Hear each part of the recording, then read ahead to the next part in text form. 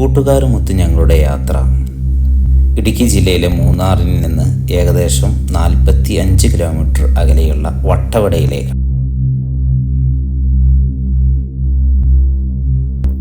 വട്ടവടയിലേക്ക് പോകുന്ന പാത കാടുകൾ നിറഞ്ഞതാണ്. ഒരുപാട് മൃഗങ്ങളെയൊക്കെ കാണാനുള്ള സാധ്യത കൂടുതലാണ്.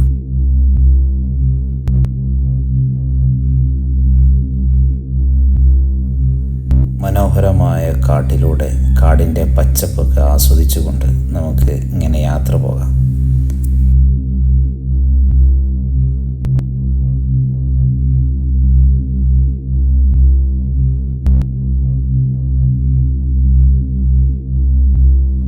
വട്ടവടയിൽ എത്തിക്കഴിഞ്ഞാൽ പിന്നീട് അങ്ങോട്ട് 4 വീലർ വാഹനങ്ങൾ മാത്രമേ യാത്ര ചെയ്യാൻ സാധിക്കുകയുള്ളൂ.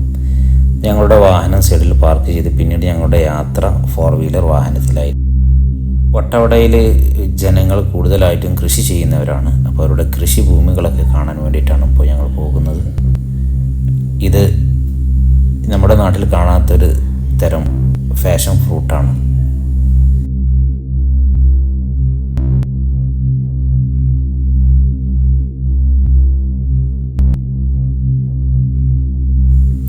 നിങ്ങളിപ്പോൾ കണ്ടുകൊണ്ടിരിക്കുന്നത് സ്ട്രോബെറി കൃഷി ചെയ്യുന്ന ഇടമാണ്. സ്ട്രോബെറി കൃഷി ചെയ്ത് അതിൽ നല്ല വിളവ് എടുത്ത് കൊണ്ടുപോയിട്ടുണ്ട്. അതിന് ശേഷമാണ് നമ്മളിപ്പോൾ ഇത് കാണുന്നത്. എങ്കിലും അതിൻ്റെ ഇടയിലൊക്കെ ഓരോ സ്ട്രോബെറികളൊക്കെ ഉണ്ട്. സ്ട്രോബെറി മാത്രമല്ല, കോളിഫ്ലവർ അതുപോലത്തെ ഒരുപാട് കൃഷികൾ ഇവിടെ ഉണ്ട്. നിങ്ങളിപ്പോൾ ഈ കാണുന്നത് സൺഫ്ലവറാണ്. സൺഫ്ലവർ ഇവിടെ കൃഷി ചെയ്യുന്നുണ്ട്. വളരെ നല്ല മനോഹരമായ രീതിയിൽ ഇവിടെ കൃഷി ചെയ്യുന്നു.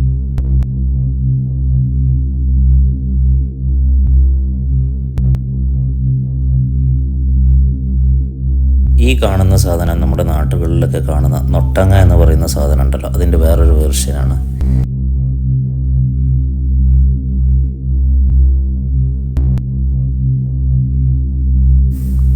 ഈ കാണുന്നത് ക്യാരറ്റ് കൃഷി ചെയ്യുന്ന സ്ഥലമാണ്. സ്ട്രോബെറി നല്ല പാകമായി പഴുത്തതൊക്കെ ഇടയ്ക്കിടയ്ക്ക് കാണാറുണ്ട്. ഈ ചേട്ടൻ നമുക്ക് വേണ്ടിയിട്ട് ക്യാരറ്റ് പറിച്ചു തരികയാണ്. നമ്മുടെ ആസിഫ് ക്യാരറ്റ് പറിച്ചു കൊണ്ടിരിക്കുകയാണ്. തോട്ടത്തിൽ കയറിയിട്ട് നമ്മുടെ ഫാസിൽ ക്യാരറ്റ് പറിക്കുന്നുണ്ട്. ഫാസിലിന് കിട്ടിയത് വളരെയധികം ചെറുതാണ്. ആസിഫിന് കുഴപ്പമില്ലാത്ത രീതിയിൽ വലിപ്പമുള്ളത് കിട്ടിയിട്ടുണ്ട്.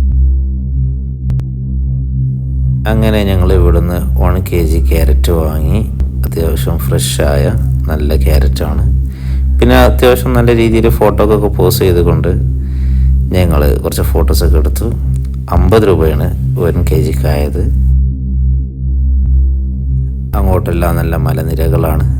ഇവിടെ ക്യാരറ്റുണ്ട്, അവിടെ വേറെ കൃഷികൾ ചെയ്യുന്നുണ്ട്.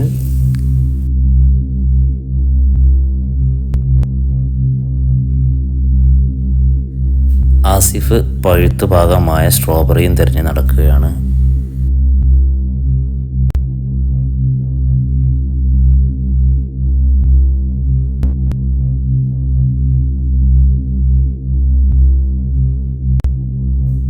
അങ്ങനെ ഫാസിലിനും തിരഞ്ഞിട്ട് ഒരു സ്ട്രോബെറി കിട്ടി.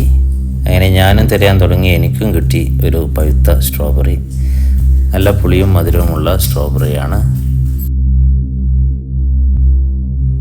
ഈ ചേട്ടൻ ഈ പറിക്കുന്നത് ഒരു തരം ചീരയാണ്. നമ്മുടെ ബർഗറിലൊക്കെ ഇൻക്ലൂഡ് ആയിട്ടുണ്ടാകുന്ന ചീരയാണ്.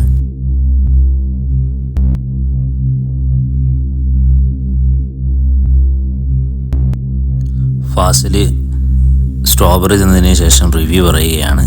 ഞാൻ വാങ്ങിയ ക്യാരറ്റിൽ നിന്ന് ഒന്ന് കഴുകിയിട്ടൊന്ന് കഴിച്ചു നോക്കി. നല്ല ടേസ്റ്റുണ്ട്.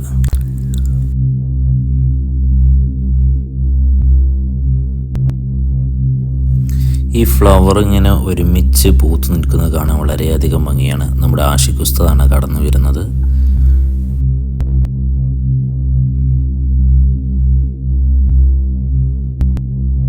ഇനി ഞങ്ങൾ അടുത്ത സ്ഥലത്തേക്ക് പുറപ്പെടുകയാണ്. ഈ മലകൾക്ക് താഴ്വരയിൽ കാണുന്നത് ഓരോ കൃഷിയിടങ്ങളാണ്. അവിടെ ഒരു വാട്ടർഫാൾസ് ഉണ്ട്. ഈ കൃഷിയിടങ്ങളുടെ ഇടയിലൊക്കെ ഓരോ കുടിലുകളുണ്ടാകും. അത് ആ കൃഷിക്ക് പ്രൊട്ടക്ഷന് വേണ്ടിയിട്ട് നിൽക്കുന്ന ആൾക്കുള്ള ഒരു കുടിലാണ്.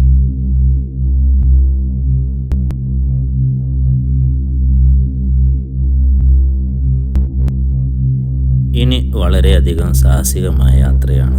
കാടിലൂടെ ഗുഹൻ്റെ ഉള്ളിലൂടെയൊക്കെ ഉള്ള യാത്ര.